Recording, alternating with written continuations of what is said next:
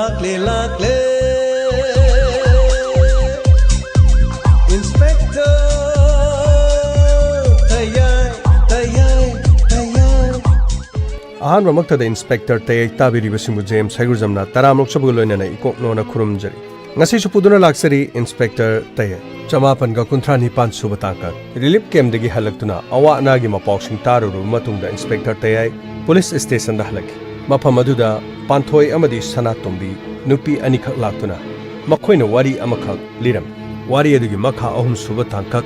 panthoi amadi singkai tabisi hoi hoi ai halage ba se lupa sangani si paigro quay dino hey trong cái nữa vì mà si sinh nó bao nhiêu bữa này anh hồi nó cái đầu mẹ em tàu cái mẹ em anh ngang cái tuition cái पैसा giúp phăng cái đó tất đuôi cái ngay đi vậy nào nó mà này sẽ thấy cái cái tên mà prema hồi thì mới đi chín không ngon ngốc sốt vậy này mà tôi पैसा tôi thâu và lạc vào đó ai pi cái đó ngay đi si trong chỉ lâu rồi đấy giờ ai phăng cái đầu này thâu cái giàu đi vậy giờ này chắc là cái em tôi khăn luôn rồi nâng chú sáu rồi nữa mà chú sáu đó nó bắt đầu ai hay đấy amukta no khoini yana na bamukta selo angang masagi mongda ne tokalakon ain haisin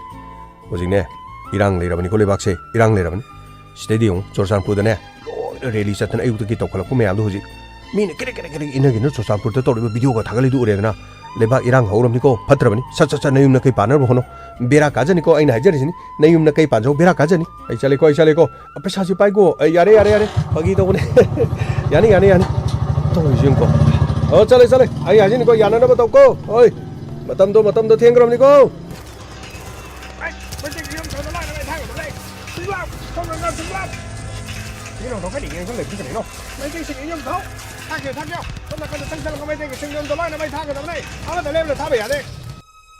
hai mama nang bu pau si tarabane moi pabung pau bu di tare kari no tori bali las churasanpur de haurok le rang sina matang tawdana hojiti kathien ga su loina kaidana chenarabani kaithel kai ba haibase phabanate ipai pu hakthak tagine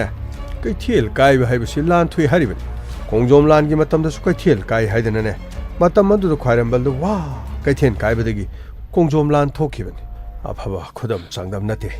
ai luraba tanjani ko nasanu padu kadai sakre ma bu de sai irang yeng ne na thokibani ai kari irang yeng ibano ne yum masida karino tawbado karino ma thabo inkhang king do tawba yadabra kadai wa don ne mana sakre babo makhoi gi club ki na mana call torokani akhoi sai gi su khun ngak pasing lekai gi missing thok taba yade haidana ai akhoi gi sai di irang ki hobuna tedana ha mayai lambi haibelai matai lambi haibelai national highway le tongan lambi singsida akhoi gi na marak ta le lambi ni ne akhoi gi lambi asida di manak nakpada su khoki taba nate mamang da su maning da su taba nate awang longi sarukta aduga kadangban asom nakan sinam leiriba saita aduga ne awang harigana pokhawrom asongi sailom dani ko aduga thoba line da di panglei mareidre madudagi satkhragan haujikkandana kaksing district harigana sugunu tangjeng ahluk asom nakan dani kuki khara taribasi thobal district da harigabudi haujikpudi kaksing district singlabasu pale lomda kharabadi tai aduba moi babung mayam punomoti lang khre irang asi manipur paksan lan tarak labadi haidana section tharong lokhologadabani yengnaba lamba pana nabani haidana naha sing mayam thoktuna tawribani ne moi pamu adubudi chomin hei tawdaba yadaba nate tawgadabani leikai ama khunna ngak pa haibasi praja mayam punomakki mathong khwaidigi ngaklebadi thoklebe irang asida hek pawa si tabaga Churachandpur mai kai asida security force masing asuk yamna thajandriba si karigino Churachandpur de irang haure haraga Churachandpur de ki khong na chelakpada torbungbok chelakpa haibasi minute amada ani de yobadi nate mafam amada gi amada imphal de gi lakpada khara thenglabasu Bishanpur de gi moirang de gi leriba ahenba security force thajalaga nak selaudriba sibu karigino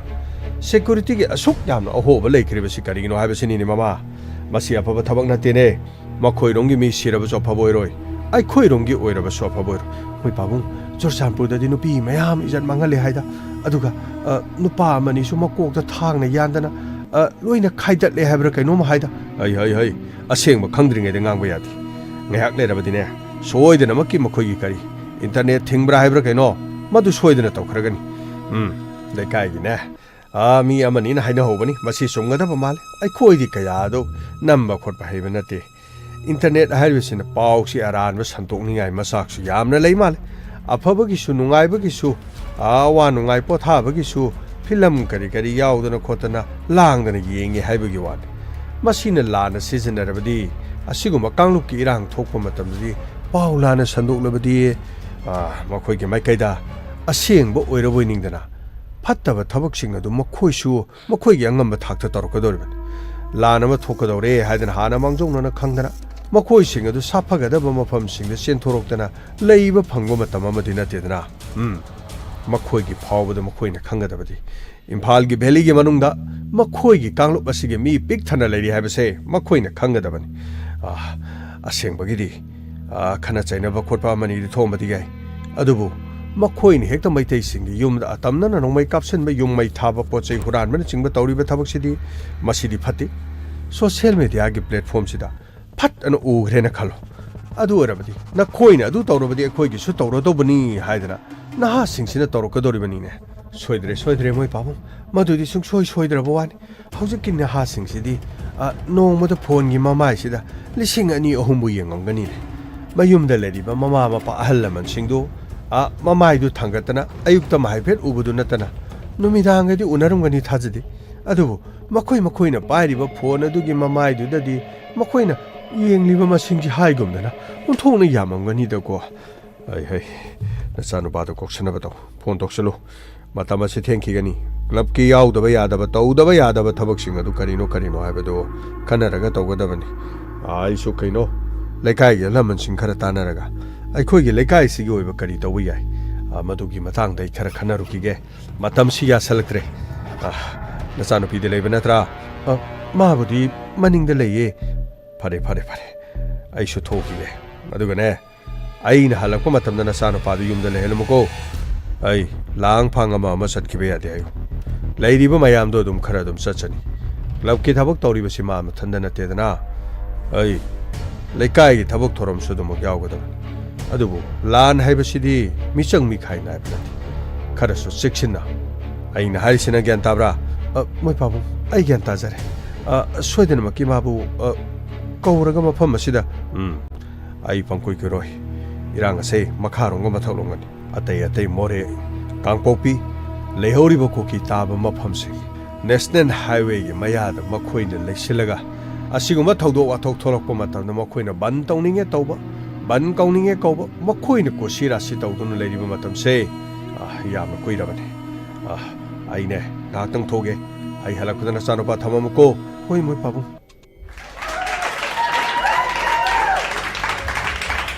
maya mak tanga ji mathang chide aikoi gi lekai si mangana wafam khara thamigine na hari maya mangan gi wafam singa tha dabis manga lingkha pisi daiste lingkha pisi yam nungai jare ngasigi tenbiriba lekai si halaman singa duga maroi ning khalali bana has haujik aikoi lan gi damukta sem sadunu lebagi matam chap char matung da aikoina asiguma thaudo asi thoktana nabagi daba achobo parama tambiba aikoi chap chaba matam haibudori tengkhang kaya da aikoi bu kak thiloktuna amadi oida padaba thokkidaba history kaya bu aikoi mangda thamjandu semjan sajelba matungda makhoina matam kaya gi mamangdagi akhoidi gi kaksabi saraklibase yamna koi lo makhutu pairiga season mongda season ba pangsi da season araga tawba yaba mongda makhoina pangtawda tawbaibase manipur gi singlamda khundari ba phuruk kanglub singi maruina matam amagi khongsai ngasigina cookie zo haina khangnari basina khara hena taw asiguma taw thoroliba thawak thong sing asina state asigi miyamna hena khangna duna le rabwan asiguma lenga ki mayokta kanglon lan ngangliba amadi ngangningba lawningba mongda makha tan sathaba yadi habase khangna nabagi damak lenga amal leiri haina khangan bagi thabak ado thinthadana pangthok hodaba tarabadi afaboir Bharat की अवांग नोपोकी state सिंग मनुंग द state अमो ओरिबा मणिपुर लेंगाना अहान बु ओइना पांगथोबन हेन अचुम खोंथांग अमा ओइगने हाबसे आइगी मोतदे हाजनि मरमदि हाउजि मखोइना तोंगान बु वाफम कया मरु मथोंग हुक्तब कया मखोइना मथंग हाइगल मखोइगी ओइबा ओइसु ओइरोरिदोबा सेपरेट एडमिनिस्ट्रेशन की मतांगना मखोइना थमलंगि बु वाफम सिंग असि येंबि हाउजि नार्को टेररिस्ट कुकी मिलिटेंट सिंग अहान बु ओइना हौखिबा मेगी अहुम द सॉलिडरिटी रैली असिदा लोना यादब खुलाय नोंगै पाइदुना सटले हाइबसि वीडियो दम सियामना मेक सेंग उत्तुना लेरब फावबदा नेशनल गी मीडिया दि हौरगा तोंगा तोंगा मी सिंगना मैतै हाइरब फुरुप असुब मखोइना लान ओहनब होनदुना ला मैतै सिंग युम मै थाबा हौखिबदगी मखा तानि इरांग असि ngasi फावबा लोसिनद्रा मदि लोसिनबा ngamduna le हारिबस मखोइ खंग ngamti nakal amarom da Bharat की डेमोक्रेसी सरपा लेबाकी असिगुमलबा खुदोंग साबा सिलौरगा लमहेन तो हेनबा कुकी जो सिंग स्टेट असिदा का हेनबा थोंग क्या सथरिबा असि मियामना लेबाक मसा तादबा अदुगा उमंग वामंग दलिबा सा सिंग सतगदबा मीने सथरोदबा थोंगने हाइबसे लानगदबा माति असिगुमबा ngasi manipur khundari ba nauna lakpa kuki purup singna satharakni ba thong sing asima bharat ka yumlo nari ba lebak sing maroina saina do eram labadi kari oram ngani habse ngasi gi lebak masa ta ba bharat masa sing hena khanglam ngani hauji manipur da kuki sing na tawri ba thong sing asi yai haiduna pangtok tu tokchen magi thabak sing ado aikoi gi thakta karak pagi mong adu ka chap manar ra haibse khanar bagi tanjai yorok la blaibse wahang kya thorop phum tawri ngasi ma thorok ni irang asida manipur gi MLA tarana kanglon lan asi mayokta amadi bharat gi sambidan gi mayokta wa ngang da natna makoi tongan ba tokhai ba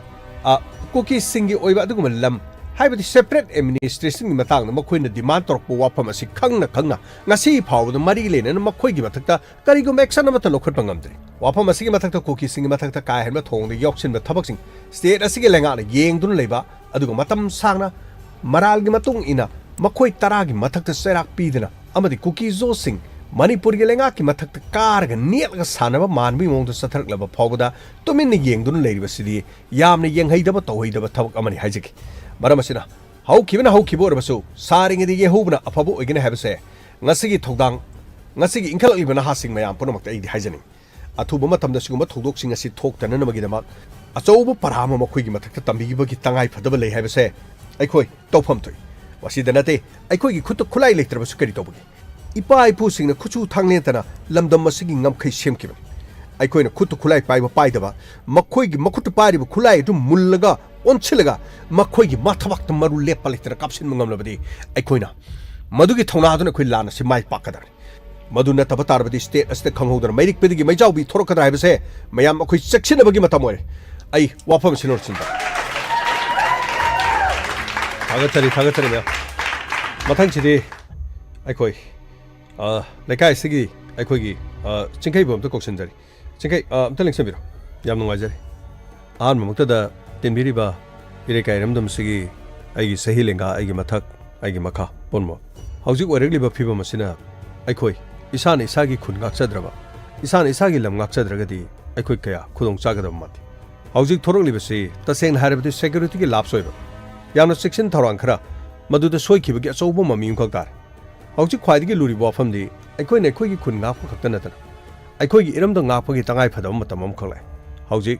अखोइ इंखलकलिबा नहासिंग मयाम पोनमना इसागी इरमदम सिंगाक ननबो होनबदा अखोइ मसिदैदा थवाइ फावबो पामुबगी मथौ तादि मयाम खोबा खतंग खोबने यार खोबा खोबदो मुक लेबि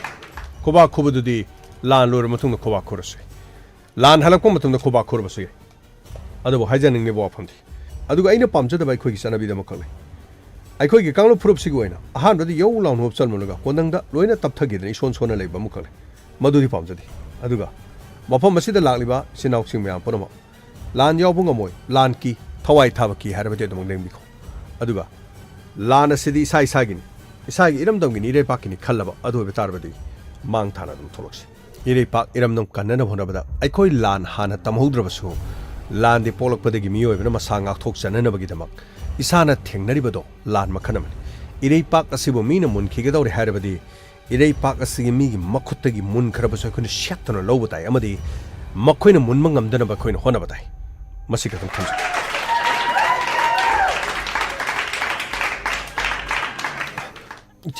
इचे हाय नंगो पाउ ताब्रो करी पाउ तागे ngarangdagi karimita paw phongnaba ngamdene amuk hana amuk mayumda muk chattarebra tawrisu as mayumda chatpa lairida aina tabadadi moigi masana pido aduga paw phongnabada dasing kai jigumda halakti hai aduga damangalsu aina paw lobu matamdadi masu yumda leiti hai karino haidubo aina magi phone du call tobu matamda not reachable adum haiduna le haima adudi मखोइनी कथाइ थबु चखिगे हाइगे अस इरांगसिदा करिनो लान येंगबो चतप्रा हाइब्रा कइनो अदु तौख्र मालेना ꯃꯆꯥꯅꯨꯄꯤꯅ ꯈꯨꯝꯃꯤ ꯍꯥꯏ ꯀꯔꯤꯅꯣ ꯍꯥꯏꯁꯤꯕꯣ ꯂꯥꯟ ꯌꯦꯡꯕ ꯍꯥꯏꯕꯗꯤ ꯃꯊꯧ ꯀꯔꯝꯅ ꯑꯁ ꯑꯩꯁꯦ ꯄꯥꯃꯣꯒꯥꯏꯁꯦ ꯏꯁꯣꯡ ꯁꯣꯡꯉꯤ ꯑꯩꯉꯣꯟꯗ ꯃꯥꯅ ꯍꯥꯏꯅꯤꯡꯗ꯭ꯔꯤꯕꯅ ꯀꯔꯤꯒꯤ ꯀꯣꯜ ꯇꯧꯔꯒ ꯑꯩꯉꯣꯟꯗ ꯋꯥꯍꯩ ꯑꯃꯗꯤ ꯍꯥꯏꯔꯝꯕ ꯌꯥꯏꯅ ꯑꯗꯨꯒ ꯐꯣꯟꯁꯤꯅ ꯅꯣꯠ ꯔꯤꯁꯤꯕꯔ ꯂꯩꯔꯤꯁꯤꯅ ꯆꯦ ꯃꯣꯏꯒꯤ ꯑꯗꯨꯃꯥꯏꯅ ꯂꯥꯟ ꯆꯠꯄ ꯍꯥꯏꯕ꯭ꯔꯥ ꯀꯩꯅೋ ꯑꯗꯨꯗꯤ ꯐꯣꯟꯒ ꯌꯥꯝꯅ ꯐꯪꯒꯟꯗ ꯃꯥꯜꯂꯦ ꯐꯣꯟꯒ ꯇꯧꯁꯟꯕꯗꯨꯁꯨ ꯐꯔꯛ ꯌꯥꯝꯅ ꯇꯥ ꯃꯥꯜꯂꯦꯗ ꯍꯧꯔꯤꯕ ꯏꯔꯥꯡꯁꯤꯅ ꯅꯍꯥ ꯄꯨꯝꯅꯃꯛ ꯃꯌꯨꯝ ꯃꯀꯩ ꯊꯥꯗꯣꯛꯇꯨꯅ ꯂꯥꯟ ꯄꯥꯡꯕ ꯂꯣꯏꯅ ꯆꯠꯅꯔꯤ ꯑꯗꯨ ꯑꯣꯏꯔꯕꯗꯤ ꯃꯥꯅ ꯂꯥꯟ ꯄꯥꯡꯕ ꯆꯠꯈ꯭ꯔꯕꯗꯤ ꯀꯔꯝꯕ ꯃꯥꯏꯀꯩꯗ ꯆꯠꯂꯤꯕ ꯑꯗꯨꯒ ꯃꯥꯅ ꯑꯩꯉꯣꯟꯗ ꯀꯔꯤꯃꯠꯇ ꯍꯥꯏꯔꯝꯗ꯭ꯔꯤꯕꯅ ꯀꯔꯤꯒꯤ ꯈꯪꯉꯤꯗꯅ ꯃꯥ ꯂꯥꯛꯈꯤꯁꯅꯣꯕ ꯃꯥ ꯈꯪꯒꯅꯦꯕ ꯑꯁ ꯏꯆꯦ ꯈꯟꯅꯕ ꯈꯣꯠꯄꯗꯣ ꯅꯣꯏ ꯑꯅꯤꯒꯤꯅꯦ ꯌꯥꯝ ꯁꯥꯎꯅꯩꯗ ꯌꯥꯝ ꯊꯦꯝꯅꯕꯗ ꯃꯇꯝ ꯌꯥꯝꯅ ꯆꯪꯉꯤꯀꯣ ꯁꯥꯎꯅꯒꯅꯣꯕ ꯁꯥꯎꯅꯗꯕ ꯌꯥꯔꯤꯕ꯭ꯔꯣ ꯁꯤꯕꯣ ꯀꯔꯤꯅꯣꯕ ꯇꯧꯔꯤꯁꯤꯕꯣ ꯁꯣꯝꯗꯅ ꯏꯔꯥꯡ ꯑꯁꯤꯅ ꯂꯣꯏꯅꯃꯛ ꯀꯩꯊꯦꯜ ꯀꯥꯏꯗꯅ ꯀꯔꯐ꯭ꯌꯨ ꯊꯝꯈꯤꯕꯗꯒꯤ ꯃꯤ ꯄꯨꯝꯅꯃꯛ ꯑꯃꯠꯇ ꯆꯠꯊꯣꯛꯅꯗ꯭ꯔ ꯃꯇꯝꯁꯤꯗ ꯃꯥꯅ ꯀꯗꯥꯏꯗ ꯆꯠꯀꯗꯧꯔꯤꯕꯅꯣ ꯆꯦ ꯂꯩꯀꯥꯏꯒꯤꯗꯤ ꯊꯣꯛꯇ ꯌꯥꯗꯦ ꯀꯥꯏꯅ ꯍꯥꯏꯔꯗꯤ ꯑꯗꯨꯒꯤ ꯊꯣꯛꯄ ꯑꯣꯏꯔꯝꯕꯁꯨ ꯀꯅꯥꯅ ꯈꯪꯒꯅꯤ ꯍꯩ ꯑꯩꯈꯣꯏꯁꯨ ꯂꯣꯏꯅ ꯈꯪꯉꯤꯅꯦ ꯑꯩꯈꯣꯏꯒꯤ ꯁ꯭ꯋꯥꯏꯗꯁꯨ ꯃꯤ ꯂꯣꯏꯅ ꯊꯣꯛꯏꯕꯁꯤꯗꯤ ꯅꯨꯃꯤꯗꯥꯡꯗ ꯂꯝꯕꯤꯗ ꯊꯠꯂꯒ ꯒꯥꯔꯤ ꯆꯦꯛ ꯇꯧꯕ ꯑꯌꯨꯛ ꯅꯨꯡꯊꯤꯟꯗ ꯅꯨꯄꯤ ꯈꯔ ꯑꯃꯅ ꯆꯦꯛ ꯇꯧꯕꯅꯤꯅꯦ ꯑꯗꯨꯒ ꯃꯈꯣꯏꯒꯤ ꯑꯗꯨꯋꯥꯏꯃꯛꯇꯗꯤ ꯀꯔꯤꯅꯣ ꯍꯥꯏꯁꯤꯕꯣ ꯆꯤꯡꯃꯤꯁꯤꯡꯅ ꯇꯝꯄꯥꯛꯀꯤ ꯐꯖꯕꯁꯤꯡ ꯑꯁꯤ ꯃꯈꯣꯏꯅ ꯑꯩꯈꯣꯏꯒꯤ ꯂꯝꯗ ꯑꯣꯟꯁꯤꯜꯂꯒ ꯃꯈꯣꯏꯅ ꯂꯝ ꯃꯨꯅꯕ ꯍꯣꯠꯅꯔꯛꯄꯁꯤꯗꯤ ꯑꯉꯛꯄꯅꯤ ꯑꯩꯈꯣꯏꯒꯤ ꯂꯝꯁꯤꯗ ꯁꯩꯗꯥꯡꯗꯨꯅ ꯂꯩꯔꯦ ꯑꯗꯨꯒ ꯃꯈꯣꯏꯅ ꯃꯁꯥꯒꯤ ꯍꯧꯔꯛꯐꯝ ꯂꯩꯇꯗꯅ ꯑꯩꯈꯣꯏꯅ ꯆꯪꯖꯐꯝ ꯄꯤꯔꯒ ꯃꯐꯝ ꯑꯁꯤꯗ ꯂꯩꯍꯟꯈꯤꯕꯅꯦꯕ ꯑꯗꯨꯒ ꯅꯨꯡꯁꯤ ꯆꯥꯟꯅꯅ ꯂꯩꯔꯛꯄ ꯈꯣꯡꯖꯥꯏ ꯐꯨꯔꯨꯞ ꯀꯥꯡꯕꯨꯅ ꯑꯩꯈꯣꯏꯅ ꯃꯈꯣꯏꯒ ꯂꯩꯃꯤꯟꯅꯔꯛꯄꯅꯤ ꯆꯥꯔꯧ ꯃꯔꯧꯅꯗꯅ ꯑꯩꯈꯣꯏꯅ ꯂꯩꯔꯤ ꯈꯣꯡꯖꯥꯏꯕꯨꯗꯤ ꯑꯩꯈꯣꯏꯅ ꯍꯥꯟꯅ ꯂꯩꯔꯛꯄꯅꯤꯅ ꯑꯩꯈꯣꯏꯅ ꯊꯣꯏꯅ ꯀꯔꯤꯁꯨ ꯈꯜꯂꯨꯗ꯭ꯔꯦꯕ ꯀꯣꯟꯅ ꯆꯪꯂꯛꯄꯁꯤꯡ ꯑꯁꯤꯅ ꯈꯣꯡꯖꯥꯏꯗ ꯃꯈꯣꯏꯅ ꯑꯃꯨꯛ ꯀꯔꯤ ꯏꯟꯁꯤꯜꯂꯒ ꯀꯔꯤ ꯇꯧꯔꯒꯅꯣꯅꯤ ꯍꯥꯟꯅ ꯂꯩꯔꯝꯂꯤꯕꯁꯤꯡ ꯑꯗꯨꯅ ꯃꯗꯨꯗ ꯌꯥꯔꯤꯕꯗꯨꯅꯦꯕ ꯑꯩꯈꯣꯏꯅ ꯋꯥꯔꯧꯔꯤꯁꯤꯅ ꯑꯩꯈꯣꯏ ꯀꯥꯡꯂꯨꯞ ꯐꯨꯔꯨꯞ ꯄꯨꯝꯅꯃꯛꯄꯨꯗꯤ ꯂꯣꯏꯅ ꯏꯀꯥꯏ ꯈꯨꯝꯅꯕꯅꯤ ꯂꯝꯗꯝ ꯑꯁꯤ ꯅꯨꯡꯁꯤ ꯆꯥꯟꯅꯅ ꯄꯨꯟꯅ ꯂꯩꯃꯤꯟꯅꯁꯦ ꯍꯥꯏꯕꯒꯤ ꯋꯥꯅꯤ ꯃꯗꯨꯗꯒꯤ ꯍꯦꯟꯗꯣꯛꯈꯤꯗꯅ ꯀꯣꯟꯅ ꯆꯪꯂꯛꯄ ꯂꯣꯟ ꯃꯥꯟꯅꯕꯁꯨ ꯅꯠꯇꯕ ꯃꯈꯨꯠꯇ ꯁꯦꯜ ꯈꯔ ꯆꯕꯨꯟ पाइदुना लालगा मीगी मयुमदा थबक सुबा चलमगो ओनखलगा मखोइगी युमदो ओइना मैतैना थबक सुबा चललिबनिदरा ngamiदको सेल नंग ngambasi मियोइबगी पुंसी फावबदा मियोइबगी खोंथांग पुनमक फावबदा लोइन ओलहन ngami angakpani he nang ngambase ngasina मखुत सेल पारप मखुत खुलाई पारपदगी करी तौसिगी खनरपद मखोइगी ओइबा लेबाक अमा सेमलब मतमदा मखोइ मनिंग तमलकनी पुनमक सिंग असि यंगुदना लान असिगी मनुंगदा मखोइना तौरिबि म्या लंबी मथंग मथंग सेमबा लोइखरे मणिपुर की लेंगा गाउद्रसु मखोइगी ओइबा लेंगा कमा लेननबगिदम होनरिबा खोंथांग असि फागिदी फागी माले हाइबाबु मखोइगी कोकसि यामना वांखरे हाइतारे मंगाल मसि पुनमक्सि सेना थोलिबन तोंगान तोंगानबा पॉपी प्लान अदुगा मदुदगी लोलकपा मथंग मथंग मथंग सेल चाउरबा सेनफुम क्यादुना ngasidi makoi mibu mi oina uraktaban nuksi chanana leminabagi mahuta makoi khaktagi oina leirage haiduna migi leijaram libalam singsi mono honarib ngasi tholori berang asi kadai digino haibasi khudam changdam haibabu ngasi su khul amadagi khul amada maitai singne salaga nomaina kaplabadi pak leiti makoina nomai kapsilagli harakanda lan hoba ngaktan masina adum khudam changdam haibu hek hobudi ngasi phawba chathari as adubo chathani chathajano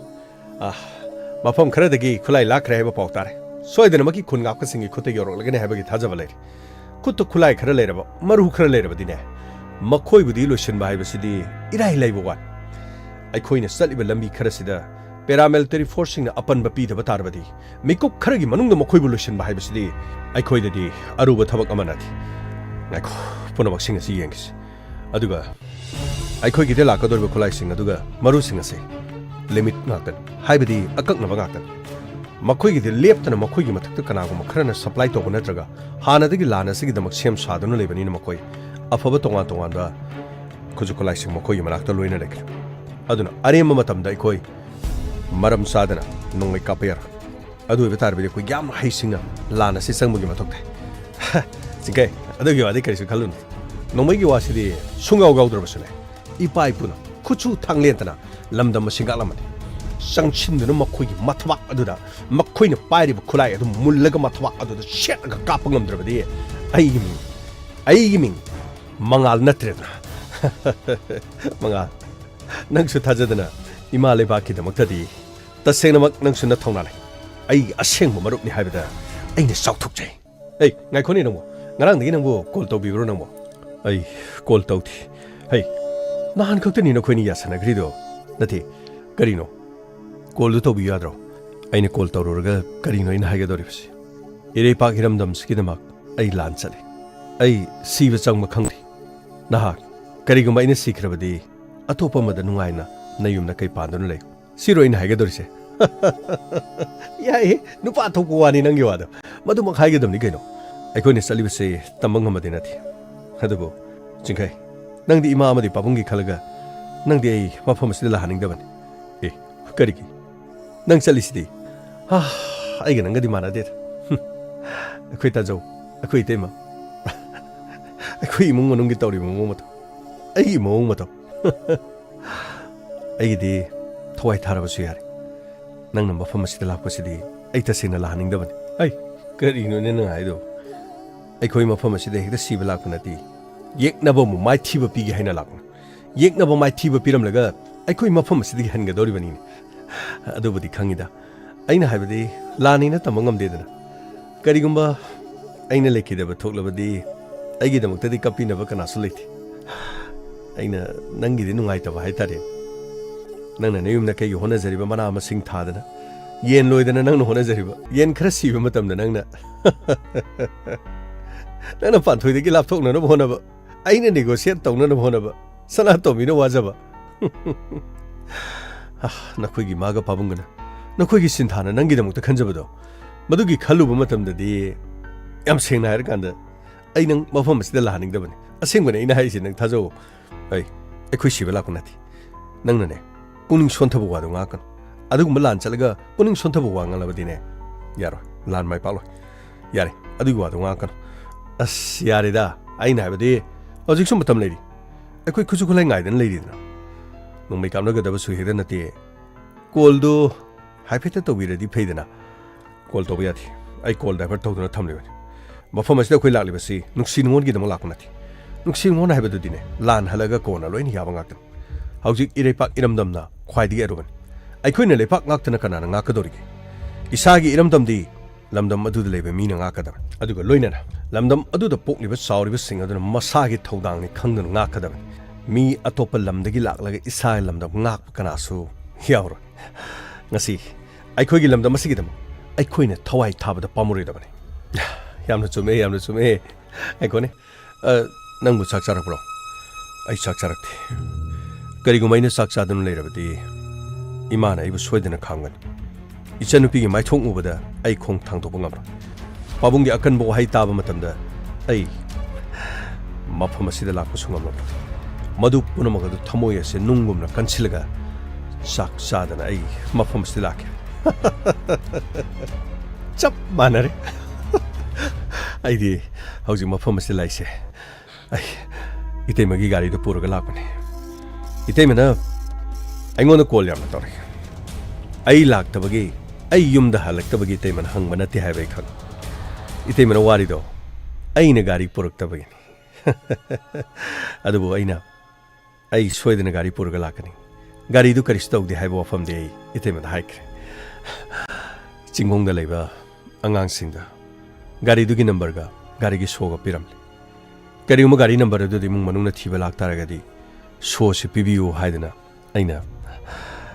Angang Singer Sinarame. Hey, Nana de Angang in the Sinarame. Gariguma Quina, Sidihala Matunda.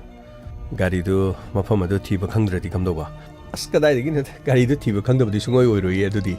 Gari do Timana, Natragana, a quigitamona. Mapamaduda, I was sweating a tirapudagi, Gari do Mokoina po waking. Yumaduda, Gari Gaiga, Garini Hena Mamanya.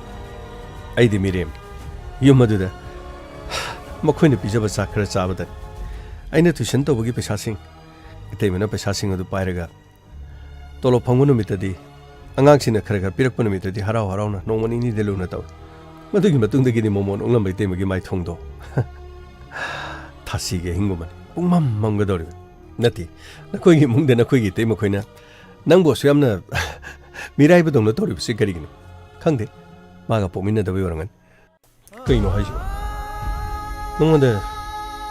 the shop select the Via de Duga, Emunchina, Ponum Hona the Via de Hebro. What has already come to Hydro? Quit as already. Now I did. Now only me, I never see him doing it. Inaw ni ma pabong nung to mani hay dina. Yam na nuksina luna torom. Te malak ke badagi adum kaw gret. Te malak tringe de sa puko mamda sak samin narame. Puri piron jo khota morgi puri se aina dum lile. Chanai dum. Kongrok su mana set bado ai dum sele. Aina ka khajik tang surga as kitang phepet lang na gane. Ai puri piron ga in lilu jmana mu. Ai di aman bane litram ni. Nang ne lipri phajare. Kada am to lok to. Ai thabam chalu gi lilu gi na ma lilim. Yam nung sinana chinana phurit phawba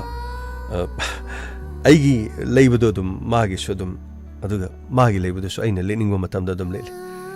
sak saba matamda ai kadai de sakre aduga ai kadai de le hangai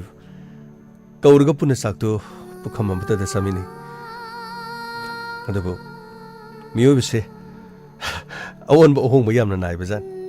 adubudi masa masagi magi 콩펌 생각보자 콩펌 생각보다 하나 레라마 싱로이나 가오나 기በ자네 그래서 까이블 레이트 아이 야무다 소와로 레이트 보노막세 아이기 라이브다 땀바 해보다 이문 엄마다 마마 마빠나 니티즈나 코노 마사 마수싱 아득 마친 마나옥싱 분는 눅시나나 레미나 아이디 야마 칼락시 아이디 마두드기 해나 칼락파 그리고 마마타 레이트 adubadi mayum makai pala di mi shelo no bazan kari gi no haibadi khangti no pi sing sina mayum pala ganda magi ma proi babu lining oina lorga imung adu de leiram ba hana gi mi sing asina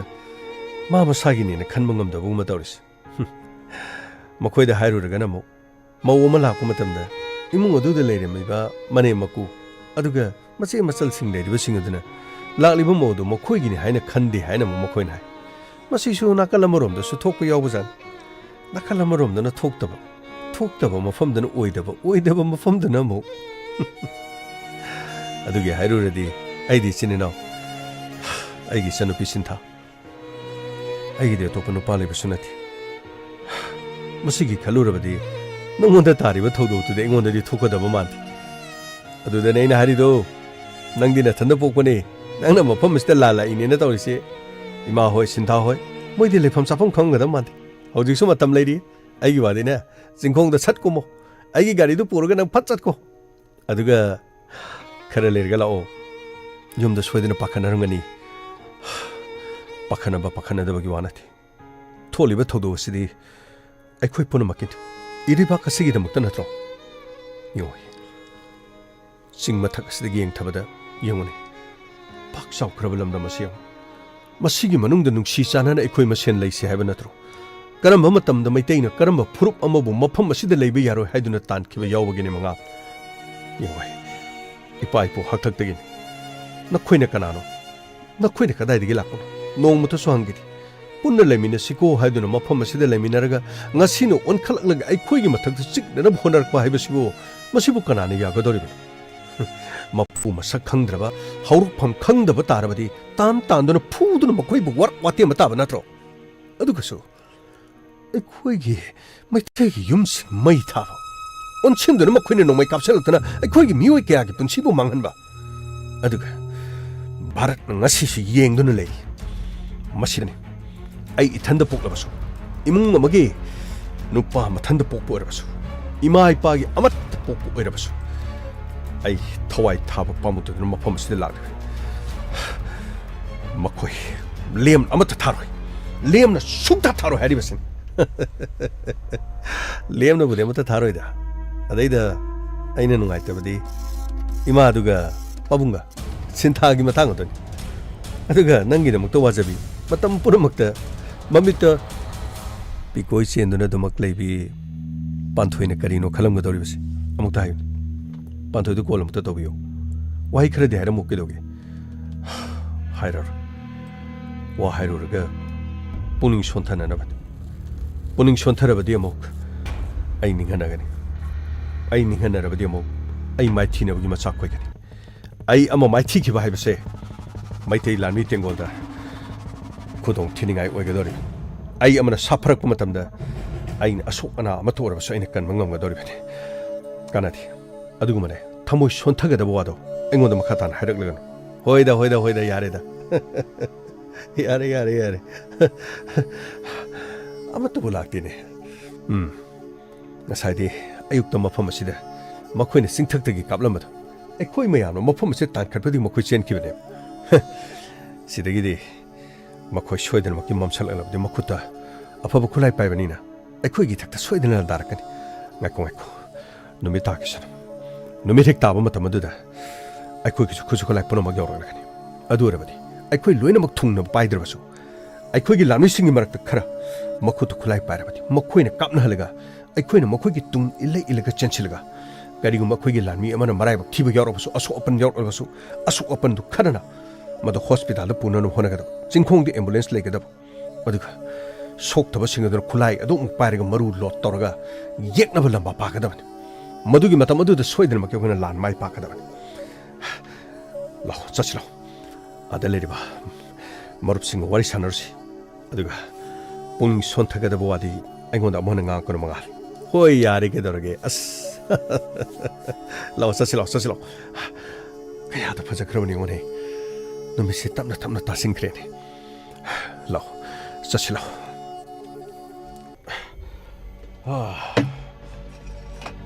ꯍꯥꯏ ꯃꯃꯥ ꯇꯥꯕ꯭ꯔꯥ ꯅꯪꯕꯨ ꯃꯦꯃꯥ ꯅꯪꯕꯨ ꯇꯥꯕ꯭ꯔꯥꯅꯦ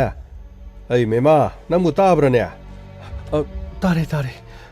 ꯅꯆꯥꯅꯨꯄꯥꯒꯤ ꯀꯔꯤ ꯄꯥꯎ ꯇꯥꯒꯦ ꯀꯔꯤꯅꯣ ꯇꯧꯔꯤꯕ ꯂꯤꯂꯥꯁꯤꯕꯣ ꯉꯔꯥꯡꯗꯒꯤ ꯄꯥꯎ ꯑꯃꯠꯇ ꯐꯥꯎꯅꯗꯕꯗꯨꯅ ꯍꯧꯖꯤꯛ ꯐꯥꯎꯕ ꯃꯥꯒꯤ ꯐꯣꯟꯗꯨ ꯀꯔꯤꯃꯠꯇ ꯆꯠꯇꯦꯅꯦ ꯑꯩꯁꯨ ꯊꯤꯕ ꯌꯥꯕ ꯊꯤꯔꯦ ꯀ꯭ꯂꯕꯀꯤ ꯅꯍꯥꯁꯤꯡ ꯃꯌꯥꯝꯒ ꯇꯥꯟꯅꯕ ꯌꯥꯕ ꯇꯥꯟꯅꯔꯦ ꯃꯐꯝ ꯑꯁꯤꯗꯒꯤ ꯃꯈꯣꯏ ꯆꯠꯈ꯭ꯔꯤꯁꯤ ꯃꯈꯣꯏ 14-15 ꯁꯨ ꯃꯥꯜꯂꯦ ꯃꯈꯣꯏ ꯂꯥꯟ ꯄꯥꯡꯕꯅꯤ ꯍꯥꯏꯔꯝꯃꯤ ꯍꯥꯏ ꯇꯁꯦꯡꯅꯃꯛ ꯃꯍꯥꯛ ꯌꯥꯎꯈ꯭ꯔꯦ ꯍꯥꯏꯕꯁꯤꯗꯤ ꯁꯦꯡꯂꯦ ꯃꯈꯣꯏꯅ ꯃꯈꯥ ꯊꯪꯕ ꯃꯥꯟꯗꯣꯞ ꯑꯗꯨꯗ ꯃꯤꯇꯤꯡ ꯑꯃ ꯇꯧꯏ ꯍꯥꯏ ꯃꯥꯟꯗꯣꯞ ꯑꯗꯨꯗ ꯃꯤꯇꯤꯡ ꯇꯧꯕꯗ ꯃꯥꯅ ꯉꯥꯡꯂꯝꯕ ꯋꯥꯐꯝꯁꯤꯡ ꯑꯗꯣ ꯀ꯭ꯂꯕꯀꯤ ꯃꯤꯁꯤꯡ ꯂꯥꯟ ꯑꯁꯤꯕꯨ ꯆꯠꯍꯧꯗꯕ ꯅꯍꯥꯁꯤꯡꯅ ꯍꯥꯏꯕꯗ ꯃꯍꯥꯛ ꯑꯀꯟꯕ ꯋꯥꯍꯩ ꯊꯝꯃꯝꯃꯤ ꯍꯥꯏ ꯀꯔꯤꯅꯣ ꯃꯣꯏ ꯄꯥꯕꯨꯡ ꯑꯀꯟꯕ ꯋꯥꯍꯩ ꯊꯝꯃꯦ ꯍꯥꯏꯕꯕꯨ ꯃꯥꯅ ꯃꯤꯉꯣꯟꯗ ꯆꯩꯔꯤꯔꯣ ꯀꯅꯥꯗ ꯉꯥꯡꯉꯤꯅꯣ ꯃꯥꯅ ꯀꯅꯥꯁꯨ ꯆꯩꯕ ꯅꯠꯇꯦ ꯃꯤ ꯑꯣꯏꯅ ꯄꯣꯛꯂꯕꯗꯤ ꯃꯅꯤꯡ ꯇꯝꯅ ꯍꯤꯡꯒꯗꯕꯅꯤ ꯃꯔꯩꯕꯥꯛꯀꯤꯗꯃꯛ ꯊꯋꯥꯏ ꯊꯥꯕ ꯄꯥꯝꯃꯨꯔꯣꯏꯗꯕꯅꯤ ꯃꯁꯤꯗ ꯃꯊꯟꯇ ꯄꯣꯛꯄ ꯍꯥꯏꯕ ꯂꯩꯇꯦ ꯂꯩꯕꯥꯛꯀꯤꯗꯃꯛꯇꯅꯤ ꯊꯋꯥꯏ ꯊꯥꯒꯗꯕꯅꯤ ꯑꯩꯈꯣꯏꯅ ꯏꯁꯥꯒꯤ ꯂꯝꯗꯝ ꯑꯁꯤꯕꯨ ꯉꯥꯛꯆꯗ꯭ꯔꯕꯗꯤ ꯀꯅꯥꯅ ꯉꯥꯛꯀꯅꯤ ꯍꯥꯏꯗꯨꯅ ꯌꯥꯝꯅ ꯀꯟꯅ ꯅꯆꯥꯅꯨꯄꯥꯅ ꯍꯥꯏꯔꯝꯃꯤ ꯍꯥꯏꯔꯤꯅꯦ ꯀꯔꯤ ꯍꯥꯏꯕ ꯑꯗꯨꯗꯤ ꯃꯥꯗꯤ ꯁꯣꯏꯗꯅ ꯂꯥꯟꯐꯝ ꯑꯁꯤꯗ ꯂꯥꯟ ꯑꯁꯤ ꯆꯠꯈ꯭ꯔꯦꯗꯅ ꯑꯩꯅ ꯅꯨꯡꯉꯥꯏꯇ꯭ꯔꯤꯕꯗꯤ ꯃꯥꯅ ꯑꯩꯈꯣꯏꯅ ꯃꯥꯕꯨ ꯈꯥꯝꯂꯛꯀꯅꯤ ꯍꯥꯏꯗꯅ ꯌꯨꯝ ꯑꯁꯤꯗ ꯃꯥꯅ ꯆꯥꯛ ꯆꯥꯈꯤꯗꯕꯗꯣ ꯃꯗꯨꯗꯅꯤ ꯆꯥꯛ ꯆꯈꯣꯝ ꯑꯃꯇꯪ ꯆꯥꯔꯒ ꯆꯠꯈꯤꯕꯗ ꯃꯥꯕꯨ ꯀꯔꯤ ꯀꯥꯏꯕꯒꯦ ꯑꯩꯅ ꯃꯥꯕꯨ ꯉꯥꯡꯒꯅꯤ ꯍꯥꯏꯗꯅ ꯆꯥꯛ ꯆꯥꯗꯅ ꯆꯠꯈ꯭ꯔꯕꯅꯤ ꯉꯥꯏꯍꯥꯛꯇꯪ ꯀ꯭ꯂꯕꯇ ꯃꯤꯇꯤꯡ ꯑꯃꯇꯪ ꯇꯧꯔꯨꯒꯦ ꯍꯥꯏꯗꯨꯅ ꯃꯍꯥꯛꯅ ꯊꯣꯛꯈ꯭ꯔꯤꯕꯅꯤꯗꯅ ꯆꯤꯡꯈꯩ ꯏꯄꯥꯒꯤ ꯏꯕꯨꯡꯉꯣ ꯅꯪ ꯇꯦꯛꯇ ꯀꯥꯏꯗꯅ ꯍꯜꯂꯛꯎꯀꯣ ꯅꯃꯥꯒ ꯅꯄꯥꯒꯅ ꯅꯪꯕꯨ ꯅꯨꯃꯤꯠ ꯊꯥꯒꯨꯝꯅ ꯌꯦꯡꯖꯔꯤꯕ ꯅꯪꯅ ꯀꯔꯤꯒꯨꯝꯕ ꯐꯠꯇ ꯅꯨꯡꯗ ꯊꯣꯛꯂꯕꯗꯤ ꯏꯄꯥꯗꯤ ꯂꯣꯏꯔꯦ ꯃꯣꯏ ꯄꯥꯕꯨꯡ ꯀꯔꯤꯒꯤꯅꯣ ꯄꯨꯛꯅꯤꯡ ꯑꯗꯨ ꯌꯥꯝꯅ ꯁꯣꯟꯊꯔꯤꯗꯨꯕꯣ ꯅꯆꯥꯅꯨꯄꯥ ꯍꯜꯂꯛꯀꯅꯤ ꯅꯆꯥꯅꯨꯄꯥ ꯁꯣꯏꯗꯅ ꯍꯜꯂꯛꯀꯅꯤ ꯃꯥ ꯃꯊꯟꯗ ꯅꯠꯇꯦꯗꯅ ꯆꯠꯂꯤꯁꯦ ꯂꯩꯀꯥꯏ ꯑꯁꯤꯗꯒꯤ ꯃꯤ ꯐꯅꯌꯥꯝ ꯌꯥꯝꯃꯤ ꯍꯥꯏ ꯑꯗꯨꯒ ꯃꯉꯥꯜ ꯍꯥꯏꯕꯗꯨꯗꯤ ꯃꯥꯗꯤ ꯆꯠꯂꯝꯃꯣꯏ ꯃꯥꯗꯤ ꯌꯨꯝꯗ ꯂꯩꯍꯧꯕ ꯅꯠꯇ꯭ꯔꯣ ꯍꯩ ꯃꯉꯥꯜ ꯍꯥꯏꯕꯗꯨꯅꯤꯅꯦ ꯊꯋꯥꯏ ꯌꯥꯎꯔꯤꯕꯗꯤ ꯃꯑꯣꯡ ꯃꯥꯟꯗꯕꯒꯤ ꯋꯥꯅꯤꯅꯦ ꯃꯥꯗꯤ ꯏꯆꯥꯅꯨꯄꯥꯗꯒꯤ ꯍꯥꯟꯅ ꯃꯥꯅ ꯋꯥ ꯉꯥꯡꯉꯤ ꯍꯥꯏ ꯏꯔꯝꯗꯝ ꯑꯁꯤꯗ ꯃꯤꯅ ꯀꯔꯤꯒꯤꯗꯃꯛ ꯈꯦꯟꯖꯜꯂꯨꯛꯇꯨꯅ ꯂꯝꯃꯨꯟꯒꯗꯧꯔꯤꯕꯅꯣ ꯂꯝꯗꯝ ꯑꯁꯤꯗ ꯁꯩꯗꯥꯡꯗꯨꯅ ꯂꯩꯔꯒ ꯃꯈꯣꯏꯅ ꯀꯔꯤꯒꯤꯗꯃꯛꯇ ꯑꯩꯈꯣꯏꯒꯤ ꯂꯝꯃꯨꯟꯒꯗꯧꯔꯤꯕꯅꯣ ꯍꯥꯏꯗꯅ ꯃꯥꯗꯤ ꯌꯥꯝꯅ ꯁꯥꯎꯏ ꯍꯥꯏ ꯌꯦꯡꯉꯣꯏ ꯃꯈꯣꯏ ꯑꯅꯤ ꯄꯥꯗꯨꯅꯅꯤ ꯆꯠꯈ꯭ꯔꯤꯕꯁꯤ ꯃꯈꯣꯏꯒꯤ ꯃꯇꯩꯃꯗꯨꯅ ꯒꯥꯔꯤ ꯄꯨꯈꯤ ꯍꯥꯏꯗꯅ ꯃꯍꯥꯛꯄꯨ ꯃꯤ ꯑꯣꯏꯕꯒꯤ ꯋꯥ ꯑꯣꯏꯅ ꯉꯥꯡꯍꯧꯗ꯭ꯔꯕꯅꯤꯅꯦ ꯀꯔꯤꯅꯣꯅꯦ ꯃꯣꯏ ꯄꯥꯕꯨꯡ ꯒꯥꯔꯤ ꯄꯨꯈꯤ ꯍꯥꯏꯕꯗꯤ ꯃꯈꯣꯏꯒꯤ ꯃꯇꯩꯃꯒꯤ ꯑꯎꯟ ꯒꯥꯔꯤꯅꯤ ꯍꯥꯏꯗꯅ ꯒꯥꯔꯤ ꯃꯆꯥ ꯑꯃ ꯂꯩꯕꯗꯣ ꯃꯗꯨꯗ ꯃꯈꯣꯏ ꯑꯅꯤ ꯄꯨꯟꯅ ꯆꯠꯈꯤꯕꯅꯤ ꯍꯥꯏ ꯑꯩꯁꯨ ꯏꯆꯥꯅꯨꯄꯥꯗꯣ ꯃꯈꯣꯏꯒꯤ ꯒꯥꯔꯤꯗꯨꯗ ꯇꯣꯡꯈ꯭ꯔꯕꯅꯤꯅꯅꯦ ꯃꯇꯩꯃꯗꯨꯅ ꯍꯥꯏꯔꯛꯄ ꯋꯥꯗꯣ ꯑꯩꯁꯨ ꯊꯋꯥꯏꯗꯤ ꯈꯔ ꯅꯨꯡꯉꯥꯏꯇꯦ ꯑꯗꯨ ꯒꯥꯔꯤ ꯑꯗꯣ ꯑꯩꯒꯤ ꯏꯆꯥꯅꯨꯄꯥꯅ ꯃꯈꯣꯏꯗꯒꯤ ꯋꯥꯏꯔ ꯄꯨꯈꯤꯕꯗꯤ ꯅꯠꯇꯦ ꯌꯨꯝ ꯑꯗꯨꯗꯒꯤ ꯒꯥꯔꯤꯗꯣ ꯃꯈꯣꯏꯒꯤ ꯃꯅꯥꯎ ꯅꯨꯄꯥꯗꯨꯅ ꯄꯨꯈꯤꯕꯅꯤ ꯑꯗꯨꯕꯨ ꯃꯇꯩ ꯃꯅꯥꯎꯅ ꯉꯥꯡꯅꯍꯧꯔꯤꯕ ꯋꯥꯗꯨꯗꯤ ꯃꯤ ꯑꯣꯏꯕꯒꯤ ꯋꯥ ꯅꯠꯇꯦ ꯑꯃꯕꯨ ꯑꯣꯏꯔꯦ ꯇꯦꯛꯇ ꯀꯥꯏꯗꯅꯅꯦ ꯃꯐꯝ ꯑꯁꯤꯗꯒꯤ ꯆꯠꯈꯤꯕ ꯏꯆꯥꯁꯤꯡ ꯑꯗꯨ ꯂꯥꯛꯄ ꯑꯣꯏꯁꯅꯨ ꯑꯩꯅꯦ ꯅꯨꯃꯤꯗꯥꯡꯒꯤ ꯆꯥꯛ ꯀꯥꯏꯗꯣ ꯍꯥꯞꯂꯨꯔꯅꯤ ꯑꯩ ꯋꯥꯈꯜ ꯑꯁꯤ ꯌꯥꯝꯅ ꯁꯣꯟꯊꯔꯤ ꯃꯣꯏ ꯄꯥꯕꯨꯡ ꯑꯗꯨꯃꯥꯏꯅ ꯇꯧꯔꯕꯗꯤ ꯀꯔꯝ ꯍꯥꯏꯅ ꯇꯧꯒꯅꯤ ꯃꯥꯕꯨ ꯀꯣꯜ ꯇꯧꯗꯨꯅ ꯑꯃꯨꯛ ꯌꯦꯡꯁꯤꯔꯣ ꯑꯩ ꯀꯣꯜ ꯇꯧꯕ ꯌꯥꯗꯦ ꯉꯥꯏꯈꯣꯀꯣ ꯄꯥꯎ ꯂꯧꯅꯈꯤꯁꯤ ꯄꯨꯝꯅꯃꯛꯁꯦ ꯄꯥꯎ ꯂꯧꯅꯈꯤꯁꯤ ꯉꯥꯏꯈꯣꯀꯣ ꯅꯨꯃꯤꯠ ꯇꯥꯁꯤꯜꯂꯛꯂꯦ ꯉꯥꯏꯈꯣ ꯍꯥꯏꯔꯤꯕꯁꯤꯅꯤ ꯑꯗꯨ ꯀꯩꯗꯧꯔꯤꯅꯣ ꯑꯗ ꯐꯝꯃꯤꯔꯣ